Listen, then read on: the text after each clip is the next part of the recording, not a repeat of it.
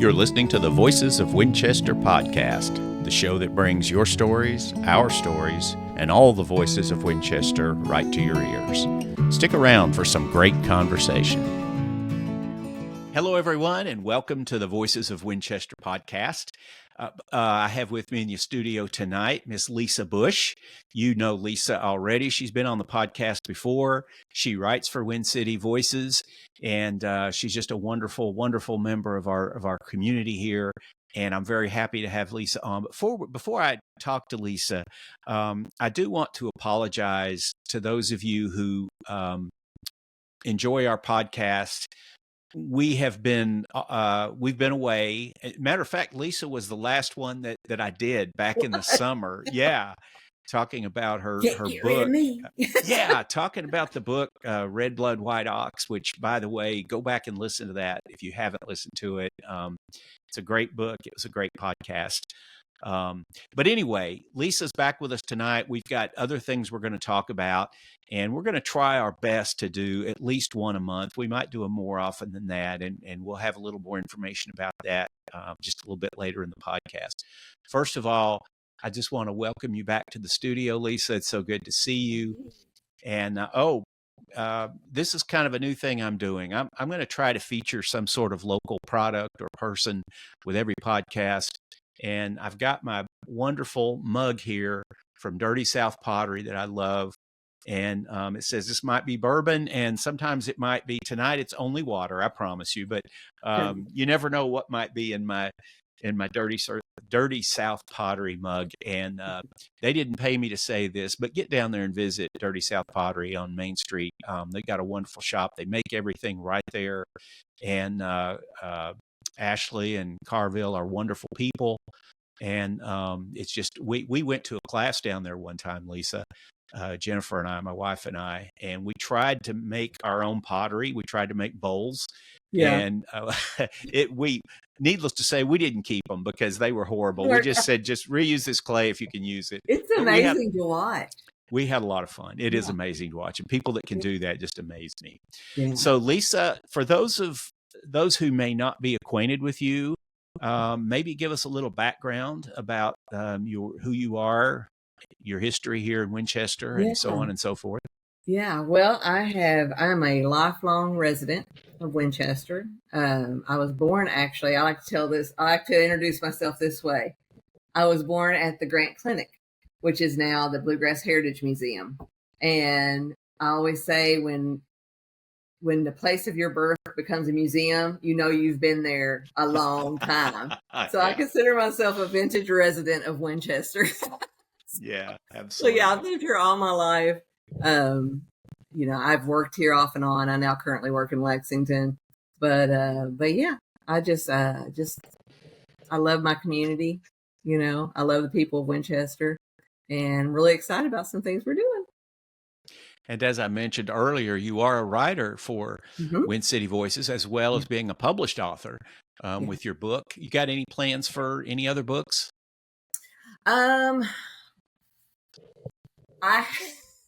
Most writers, I found out, I thought this was just me. I thought I was just special.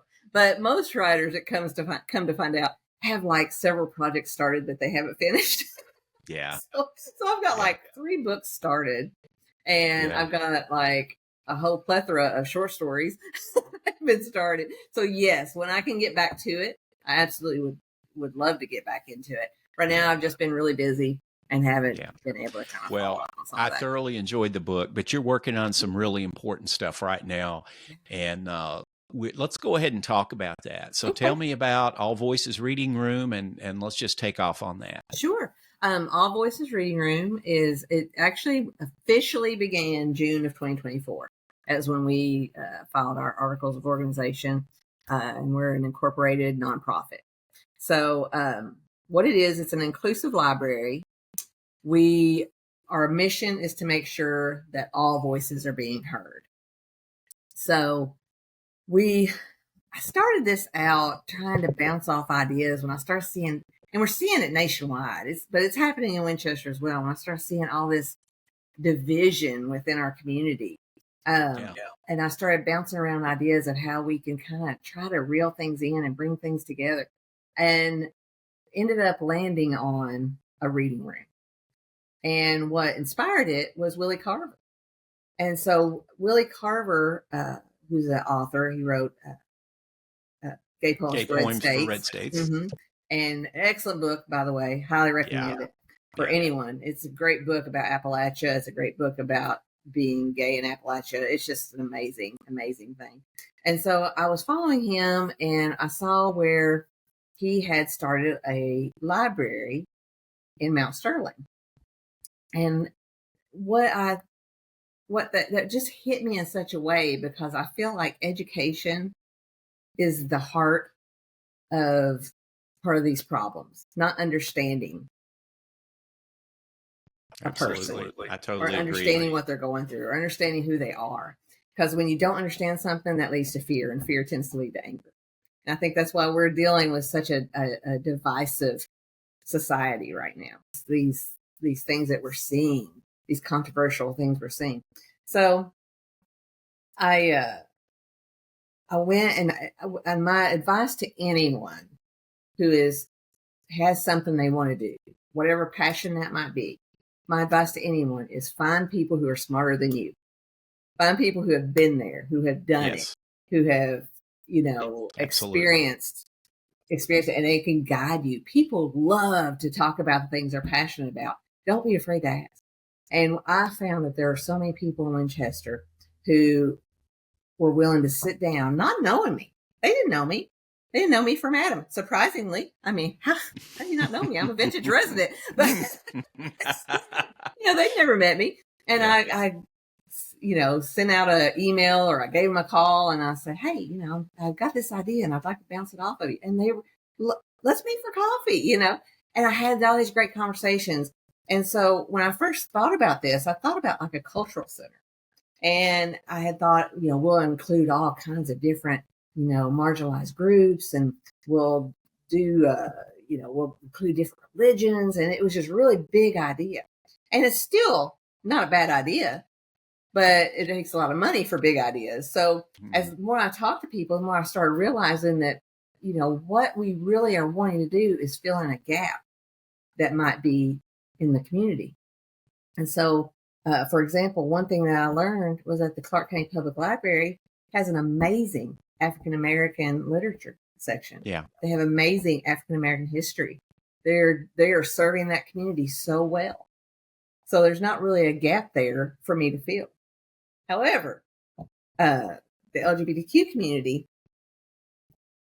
a little bit of lacking going on there. Yes. And it's not that there's no literature there. It's not that there's nothing available, but it's not being cultivated in a way that we would like to see it cultivated. So what we want to do is fill in that gap. So we're really focusing on the LGBTQ community and trying to make sure that they see themselves in what we have. Because this is what it really boils down to, Pete.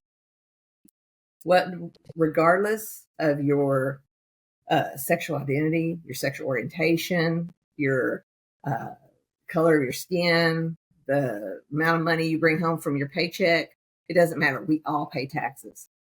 And if you're going into an organization that is supported by your tax money and you don't see yourself there, there's a problem. And so if the public sector is not going to correct it, then the private sector will come in and work on it. And that's really what we're trying to do. Absolutely. That's great. And you are 100% correct. I learned that, I was reminded of that very lesson today.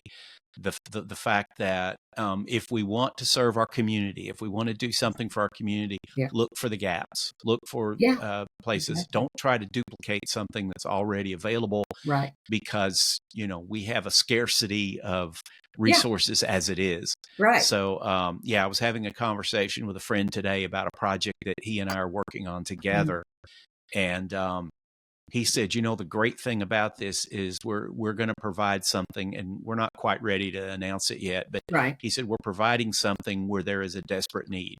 Yeah. And so that's, to me, that's the only way to go. Right. Right? Exactly. Yeah. And we're not just going to be providing literature. We want to provide you. Of course, we want to have books, and we've got a lot of books that have been donated. It's amazing the donations we've been receiving. But we want to offer books that have characters and writers that have the same experiences and so forth as you do. But we also want to offer a support system. We're working on doing support groups. We're working on doing events to bring in community. Emmanuel Episcopal Church. You want to put in Dirty South, I'm putting in Emmanuel Episcopal Church. Yeah. That place has anything I have talked to them about, they are on board. Yeah. And it's amazing to work with people who have so much love as community. And so they're offering up, so much support for us. So it's going to be a multifaceted organization. Yeah. The thing, Emmanuel, I love that because I'm not a religious person myself. Right. And, but I'm going to tell you, I've got several good friends who attend Emmanuel, and you're right. They're good people, and they provide some valuable services to the community, and they do some things that some of the other churches won't do. Exactly. So yeah, I'm really, really happy that they're in our community. Oh yeah. Now, Lisa, one of the things, and you and I have spoken before about this, I know that eventually you would like to have a permanent location downtown, preferably, for the All Voices Reading Room. But in the interim, you're doing some sort of makeshift pop-ups, that kind of thing. Tell me a little bit more about that and what you got coming up. Yeah, starting in January, we're going to do a pop-up library, and we're going to try to do them every 2 weeks. I'm going to be working with the Hall Coffee and Social Club because they have a great room back there that they allow vendors to go and do pop-ups with. So I'm going to start scheduling those. And the goal is to set up at least every 2 weeks. You can come in. We're going to have books set up. We're getting ready to purchase some portable shelves, and we're going to be setting up like a little library back there. You can come in, check out books. We're going to have a very archaic sign-out system, but you'll be able to take the books home and read them and bring them back and check out more. That'll start, like I said, about mid-January. And I don't want to jump the gun, but I'm learning again, when you talk to people who've been there, when you're doing something, talk to people who've been there because they have so much information. There's programs available. We might be closer to brick and mortar than we originally thought. So I'm really, I'm really hopeful for that. Oh gosh, yes. Yeah. That would be very awesome. exciting, very exciting stuff. But yeah, we'll be set up. And we're not going to just have we'll have nonfiction, we'll have fiction, we'll have young adult fiction. We're going to have children's books. I've got some children's books that have been donated that deal with diversity, they deal with inclusion, they deal with mental health, anti-bullying. I mean, got a great children's collection of books. So it's really exciting. It's for everybody. So it sounds like, although you're focusing primarily on the LGBTQ community, it sounds like it's broader than that, especially with the children's books, right? Mm-hmm. Oh yeah. Inclusiveness in general. Yeah, it is. And this is the thing. We're offering so many of our books that we're offering are geared toward the LGBTQ community with LGBTQ characters, LGBTQ authors. But here's the thing. Just because it has LGBTQ characters, anybody can read it. It's not a gay love story. It's a love story. It's not a gay mystery. Right. It's a mystery, Right. I'm telling you, I grew up in a very conservative environment. Same. Okay. My church was extremely conservative. And so those things get ingrained in you. It's really hard to pull away from that. That's a huge process. Yeah. When you have had this fear instilled in you, which not all churches do that, but so many doctrines are rooted in fear, and hellfire and brimstone is a very fearful thing when you're a young person. And so, or an older person. Yeah, it's fearful for everyone. It's a real thing. People talk about. I had a friend of mine that used to talk about Catholic guilt. She goes, I know this is wrong, but it's Catholic guilt, And I said, have you been a Baptist? Yeah, we're Right. just like the redneck version of you. Yeah. But Yeah. yeah, it's a there's a that's really ingrained into you, and so for the very early part of my life, even though I had all these questions, I never dared speak them out loud. How can God be love if He doesn't love these people? Or what? That doesn't make sense to me, but I don't understand. I'm afraid to ask. And so as I became an adult and started talking to people and learning, making friends who were members of the gay community, or and they started actually showing it. Will and Grace, remember the sitcom Will Yeah. and Grace? Yeah, absolutely. That was huge, Yeah. to really start to show that this is okay, And so that's the hope, if you start seeing these things, reading them, experiencing them, you're going to begin to understand. And as you understand, you don't have the fear, and you start learning to love and accept, and One other thing before we move on to something else that I wanted to ask you about is, what can folks do right now to help you? I know you're still looking for more books. You're probably looking for money. Of course. Tell me what message you'd like to get through to the people of Clark County.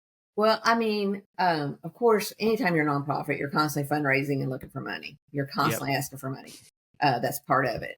And books, book donations are amazing.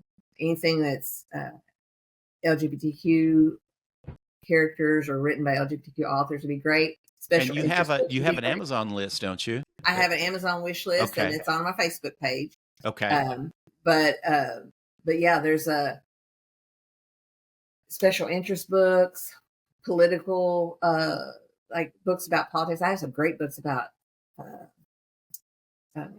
like social systems and classism, and those kinds of books are great. Women's feminism, those, anything like that. Any donation, though, I will state, we reserve the right to move on to another organization if it doesn't fit our goals. Mm-hmm. So if you donate a book and it doesn't fit our goals, we might donate that on to another organization that might fit better. Yeah. But I do have a wish list, Amazon wish list, and it's something that's going to be continuing to add on to and everything. And that is on the Facebook page. And that's okay. That is something I would really love, is if people could share our Facebook page so that so people in the community really know. I mean, there's a lot of people that know about us. We set up at the Pride Festival downtown back in October. People are really excited. Manual Episcopal, of course, the people there all know about it. But we really need to get to the people who may not realize that we're coming in, we're coming in hot. so, if you can like and share our Facebook page and let people just kind of know we're here and we're offering the service, that would be awesome. And that's free. Yeah. And I will provide links to your Facebook page in the show notes so folks can see that. Okay. And we may do a little article about it on WinCity Voices as well, so folks will know about it. Anything else you want to say about All Voices Reading Room before we move on? No, just tell people. Just tell people we're here, and follow us on Facebook so you know the things that we have coming up, because we're going to be setting up some events, and it'll be exciting. Don't want you to miss it. Sounds good, Lisa. So the next thing that we wanted to talk about this evening is, because I alluded to earlier that we're going to be doing more podcasts. Yeah. And one of the reasons why we're going to be doing more podcasts is because Lisa is going to be hosting, I think, 3 upcoming podcasts. Yeah. Tell us about that. Tell us about the folks, as much as you can say about the folks you're going to be interviewing and topics. Yeah, I am. First of all, I'm super excited, and thank you all for allowing me to do this, because I have always wanted to do a podcast. I've always wanted to do it and haven't stepped out and done it yet. So this allows me to get my feet wet and see if it's something that, we could do. But I've got 3 guests that have agreed to come on and be interviewed, and they're all from the LGBTQ community. So I think it's a great way for people to. It's so easy to have an opinion about something or about a person when they're just a vague shadow of a thing. Yeah. But when you actually meet someone and hear their Mhm. story and learn what they're about, that puts a different thought. It hits different, and so that's my goal, is to get people to meet some of the members of our community and listen to their stories, because they have such interesting ones to tell. My first guest is she is a transgender woman who lives in Irvine but works here in Winchester. She's a successful cosmetologist here in Winchester area. She has this amazing story about what it's like growing up in an extremely rural area uh, Mhm. of Kentucky Mhm. as a transgender child. I had someone the other day say there's no such thing as transgender kids. Oh, you just wait. You're going to learn a lot in that episode, because there is. And That's like the people that say, I don't know any gay people. Yeah, you do. You might not know it, but yeah, you you may know not know they're gay. That's right. Do you know Yeah. gay people? So, yeah. So she's, her story when she was young and growing up in the school system and being different, Sure. not being your average boy. Okay. The school system studied her from the time she was in second grade till the time she was in fifth grade, until she was old enough to say, I don't want to do this anymore. Every week they brought her in and asked her questions of why this, or what do you think about that, and interviewed her. Now, this, of course, keep in mind too, Pete, this is in the 90s, Yeah. 80s and 90s. So a little different time, probably not the same, definitely not the same protections we have now for a child, but no parental permission was given. But also not just that, is her dad is was a grizzly bear of a man. Okay. Grizzly bear of a man. And like to fix Harleys, tough dude. Having to his maneuvering of having this feminine son and not knowing how, not understanding it, not understanding leads to fear leads to anger. Yeah. And there's this, this relationship, the chemistry that happens. But, people can change. And I think that's an important story to tell. So that'll be our first episode. Second episode, we're going to be talking to a local man who considers himself a super Christian. And he's a gay man married to his husband, also lives here in the community, and grew up in an extremely conservative church that told you you're going to hell if you're homosexual, blah, blah, blah, blah, blah. And listen to that in very formative years, still loves God and didn't allow the church to take away his spirituality. And the thing is, it's not going to be an episode about pushing religion. It's an episode about not letting someone take away what's important to you. Yeah. And man, I'm excited about this one. I'm excited about all of them. Let's be honest. But I'm excited. It shows, Lisa. It shows that you're excited. It shows, yeah. I'm like, but nothing wrong with that. But I love conversations with this guest, because I always walk away feeling like I walked away smarter, And so I can't wait. There's so much wisdom in his message, and I think it's awesome. Yeah. I know the gentleman you're speaking of, and I feel the same way. I just love chatting with him. He has no idea. He's too humble to realize it. He is. He is an extremely influential person. Yeah. And then the third one is she's a woman who is engaged to another woman. She lived for 23 years. I think it was 20, 21, 23 years, something like that. She was married to a man. Never thought about being, that she was gay or had any kind of feelings toward women, until her marriage was kind of breaking down. It wasn't bad. It was just kind of not great. And she met her now fiance. And she said, I can't explain it. I just knew that when I met her, I loved her, and I love her with everything in me. And so we're going to talk about how our sexuality can be fluid and how it's not necessarily set in stone. And I think a lot of that has to do with our own discovery as we grow. We discover new things about ourselves.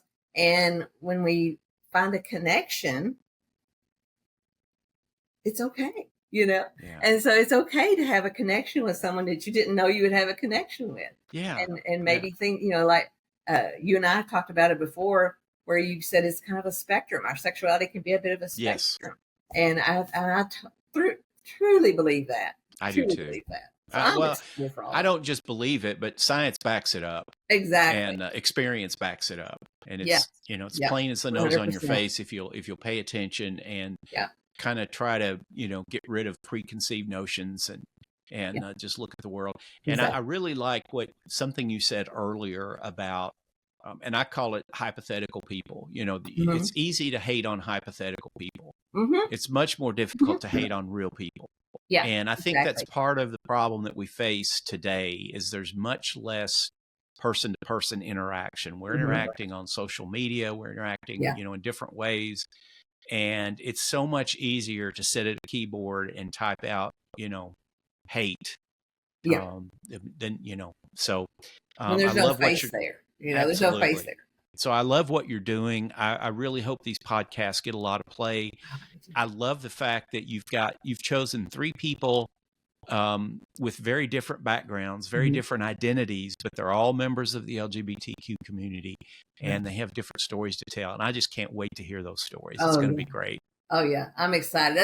That was my goal, is to make sure we're dealing with different aspects of the community. So, we're dealing with someone who's transgender living in a rural community. We're dealing with someone who's their spiritual self is just so strong, because so many people I've talked to have dealt with abuse from the church, and it's really broken them, broken their spirit. And so, to hear his story, I think it's going to be very healing for a lot of people. So I love the fact that they're all different subject matter.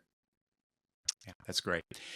Before we wrap it up, is there anything else you'd like to talk about, or anything? Is there a question I should have asked that I didn't? No, just listen to this podcast. Yeah, absolutely. Click on it.